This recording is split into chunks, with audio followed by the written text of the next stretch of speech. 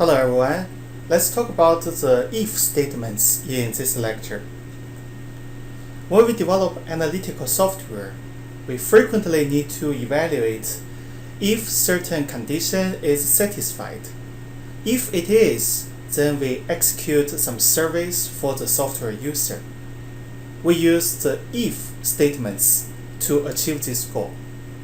This slide shows everyone an example of how to use the if statement. Suppose we want a user to give us his credit score. We don't know what the credit score is, so we use a variable x to save the value the user gives us. Next, we use the if statement to evaluate if x is less than 600. When we use the if statement, we must type in if at the beginning. The keyword if is predefined by Python. When we use if, we must follow the same letters, same cases. Notice that if is in lowercase. After we type in if, we need to type in the question we want to ask. Is x less than 600? Next step is very important. We must type in a colon after the question. Many beginners forget the colon by mistake. Then they will get an error when they execute the if statement. Remember, we must type in a colon after the question in order to conclude the if statement.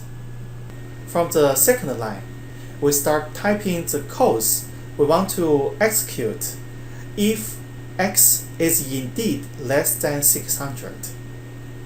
In this case, if x is less than 600, we want to show a message on the screen to the user. We want to show that this borrower is a risky borrower to the user. If x is not less than 600, we show nothing on the screen. This is the logic behind this example. As you can see in this example, when we ask a question, the question is most likely a comparison between values. So before we move forward in more if statements, let's talk about the comparisons in Python. We can compare numbers in Python. Let's say we have a variable with some values. We want to compare if the value in this variable is less than 300, then we can use the first statement. If it is greater than 300, then we can use the second one. If it is less than or equal to 300, then we use the third statement, and so on and so forth. They are very similar to the comparisons we learned in mathematical classes, so I will not repeat here. But I want you to pay attention to the last statement. If we want to compare if two values are equal in Python, we must use double equal signs, as you can see on this slide. Double equal signs. If you use single equal sign, that means you want to give the value on the right to the variable on the left. But if you use double equal sign, that means you want to compare if the value the variable has is equal to the value on the right. This is an important part I want you to pay attention to. We can also compare if two strings are equal. If we want to do that, the two strings must be exactly the same. In other words, they must have the same words, same cases, same symbols, same commas, same period, and so on. They must be exactly the same. Let's use this rule to talk about the example on this slide. We have two string type of variables, quote 1 and quote 2. The value for quote 1 is no pains, comma, no gains, exclamation. The value of quote 2 is no pains, exclamation, no gains, exclamation. Are they equal? The answer is no, because we have a comma in the middle in quote 1. we have a acclamation in the middle in quote 2. There are different symbols, so quote 1 is not equal to quote 2. Another reason is the second no in the first quote is in lowercase, but the second no in the second quote is in uppercase. They have different cases. This is another reason that quote 1 is not equal to quote 2. This is how you compare if two strings are equal in Python. No matter we compare numbers or strings, finally we will receive a Boolean type result for each comparison.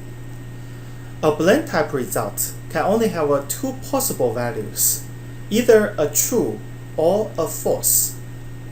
Let's use the examples on this slide to talk about the Boolean type result.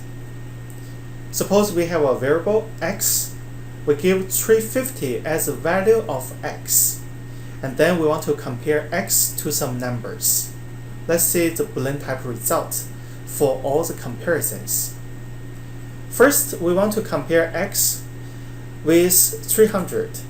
We want to see if x is less than 300. Currently, the value of x is 350. 350 is not less than 300. So the result for the first comparison should be false. Next, we want to compare x to 400. Because 350 is indeed less than 400, so the result for the second comparison should be a true. Next, we want to compare if x is equal to 300. Currently, x is equal to 350, so x is not equal to 300. The result for the third comparison should be a false. Next, let's compare two strings, as we just discussed. Because quote 1 is not equal to quote 2, so the result for the fourth comparison should be a false. Remember, no matter what we compare in each comparison, we can compare numbers, we can compare strings. Finally, the result would be a Boolean type result. It's either a true or a false. Sometimes we need to do several comparisons together at the same time. We can use the keywords and, or to combine multiple comparisons together. Let's talk about the keyword and. When we use the and keyword, we need to notice that in order to get a final true, comparisons on both sides of the and keyword must be true. The example on this slide shows everyone how to use and to combine two comparisons together. Let's analyze what would be the result of this comparison. We have variables x, y, and z. X equals to 460, y equals to 400, and z equals to 520. On the left side of the and keyword, we have a if x is less than y. The result of this smaller comparison should be false, because 460 is not less than 400. On the right side, if y is less than z, the result for this comparison is true, because 400 is indeed less than 520. When we combine a false with true, the final result should be a false. What if x is equal to 300? What would be the result of the new comparison? The result would be a true, because if x equals to 300, on the left side we have a true. On the right side we have a true as well. If we got true on both sides of the and keyword, the final result of the comparison should be a true. This is how you use and keyword. We can also use the or keyword to combine multiple comparisons together.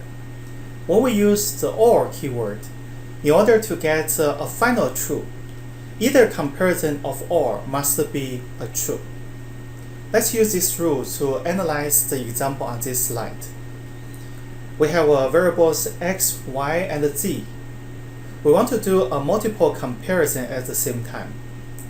We want to say if x is less than y, the result for this smaller comparison is false, because 460 is not less than 400. Let's say the right side. If y is less than z, the result for this smaller comparison should be true. Then the final result of the bigger comparison should be a true, because if we have a true on either side of the OR keyword, the final result should be a true. This is how we use the OR keyword. After the discussion on data comparison, I believe everybody will have a better understanding about the if statements. If you look at the example in the upper section of this slide, what we want to do by using the if statement is, if the answer to our question is true, then we'll print a message for the software user. Some classmates may ask, what if I want to consider two scenarios? If the answer to the question is true, I print one message. If the answer to the question is false, I print another message. Then we can use the extended version of the if statement. It is the if-else statement. The example in the lower section on this slide shows the format of how to use if-else statement to everyone. If we want to consider 3 or more scenarios, we need to use the if, elif, and else structure. The example on this slide shows everyone the format of using this structure. Let's say we want a user to give us a credit score. If the credit score is less than 600, we print the first message for the user. If it is between 600 and 650, then we print the second message for the user. If the credit score is greater than 650, we print the third message for the user. This is how we use the if statements in Python.